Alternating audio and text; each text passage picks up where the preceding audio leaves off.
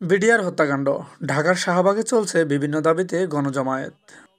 সাবেক বিডিআর হত্যাকাণ্ডের সুষ্ঠু বিচার, নিরপরাধ সদস্যদের মুক্তি এবং বিনা দোষে চাকরি হারানো সদস্যদের ক্ষতিপূরণ ও পুনর্বহালের দাবিতে বিক্ষোভ সমাবেশ করেছেন তাদের পরিবারের সদস্যরা।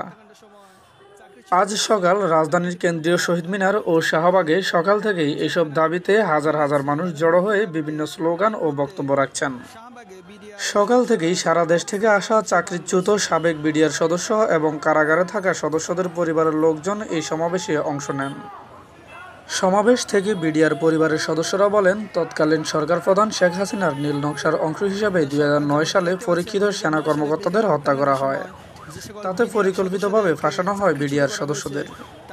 বৃহস্পতিবার 9 জানুয়ারি বিডিআর সদস্যদের বিরুদ্ধে করা বিস্ফোরক দ্রব্য আইনে করা মামলার শুনানি রয়েছে। সেই মামলায় সকল বিডিআর সদস্যদের জামিনের পাশাপাশি 24 ঘন্টার মধ্যেই কারাগারে থাকা সদস্যদের মুক্তির আলটিমেটাম দেওয়া হয়।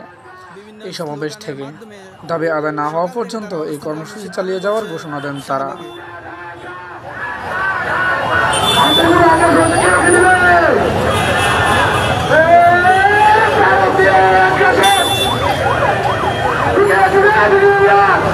দর্শক, যেমনটা দেখতে পাচ্ছেন, সাবেক বিডিআর সদস্যরা তাদের ন্যায্য দাবিতে অবস্থান কর্মসূচি পালন করছে এই মুহূর্তে শাহবাগে।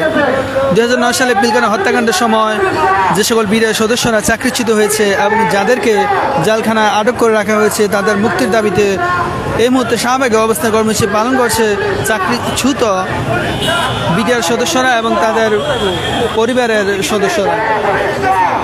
দর্শক, যেমনটা দেখতে পাচ্ছেন, 2009 সালে পিলখানা হত্যাকাণ্ডের সময় যে সকল বিডিআর সদস্যরা চাকরিচ্যুত হয়েছে এবং যাদেরকে জেলখানায় আটক করা হয়েছে তাদের পরিবার সহ সবাই অবস্থান কর্মসূচি পালন করছে শাহবাগে।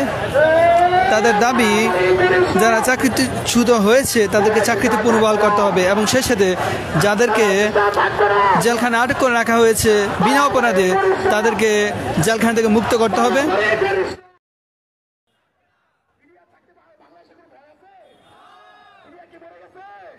দর্শক, যেমনটা দেখতে পাচ্ছেন, এই মুহূর্তে শাহবাগে অবস্থান কর্মসূচি পালন করছে বিডিআর সদস্যরা। তাদের দাবি, 2009 সালে পিলখানা হত্যাকাণ্ডের সময় যে সকল বিডিআর সদস্যদেরকে চাকরিচ্যুত করা হয়েছে তাদেরকে চাকরিতে পুনর্বহাল এবং সেই সাথে যাদেরকে জেলখানায় আটক করে রাখা হয়েছে তাদের মুক্তির দাবিতে এই মুহূর্তে শাহবাগে অবস্থান কর্মসূচি পালন করছে সাবেক বিডিআর সদস্যরা।